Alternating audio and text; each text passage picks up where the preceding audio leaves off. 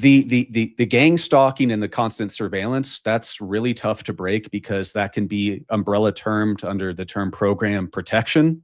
There's numerous program protection agencies and offices and services within the DoD, within the IC, and these institutions can take very liberal interpretations of whatever the heck they do. So, you could have the Department of Energy Office of Intelligence and Counterintelligence following you. You could have the DARPA Security and Intelligence Directorate following you. You could have AFOSI PJ, Office of Special Projects, following you, or any number. That's just a tiny litany. And they're legally allowed to do that if they feel that their legal special access programs, controlled access programs, covert action programs are being threatened. So that's a pretty hairy one, and also very scary because there are instances of those services being used to kind of destroy the lives of whistleblowers. And what's interesting is there's a contractor that handles almost all of that physical security down to the actual facility level, as well as infrastructure, IT infrastructure, and manpower. It's called Mantech, or what used to be known as Manpower Technologies. Definitely a contractor to look into for any of the viewers who want to look at some dirty secrets. As well as another one called System High, which specializes in insider and outsider threat protection and special program exposure management.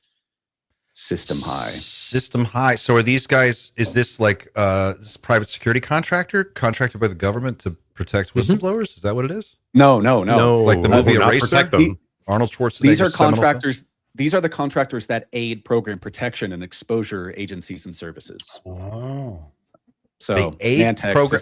So they come after whistleblowers. These are the guys who come after. Not necessarily provide the infrastructure, provide the materials, provide the software, etc., for these program protection agencies to pursue retaliation or pursue evaluation of insider outsider threats. That sounds so organized. I feel like it's much more like it's like a call, and it's like, the dossier is in your inbox. Go get them, and then somebody goes. Can I ask an example? Probably that would fit this is the therapist that saw Dylan Borland, and maybe that's one of the type of resources that this organization may use. Is that accurate? I don't know. No.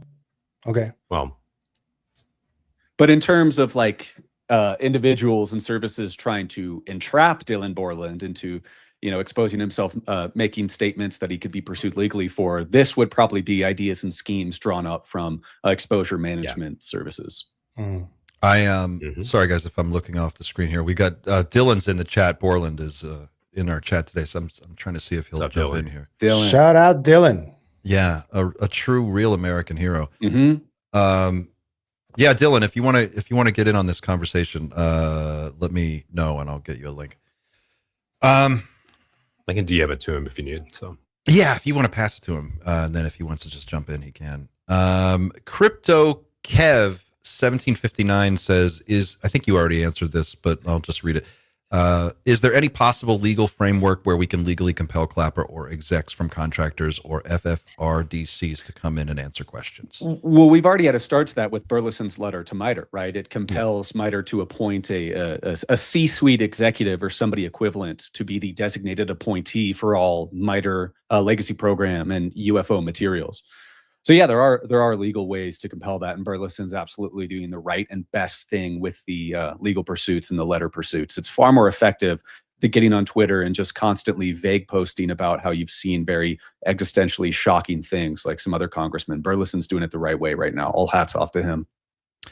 I like Burleson and Burchett's focus on just budget, military budget, budgetary allocation, budgetary spending, like linking it to real table, breakfast table issues for Americans is what gets their attention. And I feel like it's all a lot of fascinating talk, but it doesn't affect the price of groceries. It doesn't affect the price of gas. So it's kind of like not top of mind for the average person, to Andy's point.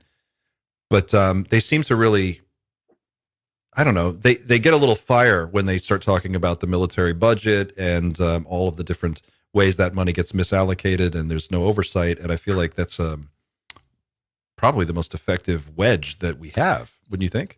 Yeah, and if you see a lot of the news that came off the 9 June press event, a lot of it's talking about some of the budgetary items and misappropriation of funds Dave Grush spoke about, including slush funds and haircuts across programs. So it's good to see kind of a large focus on the monetary siphoning for the programs in recent news.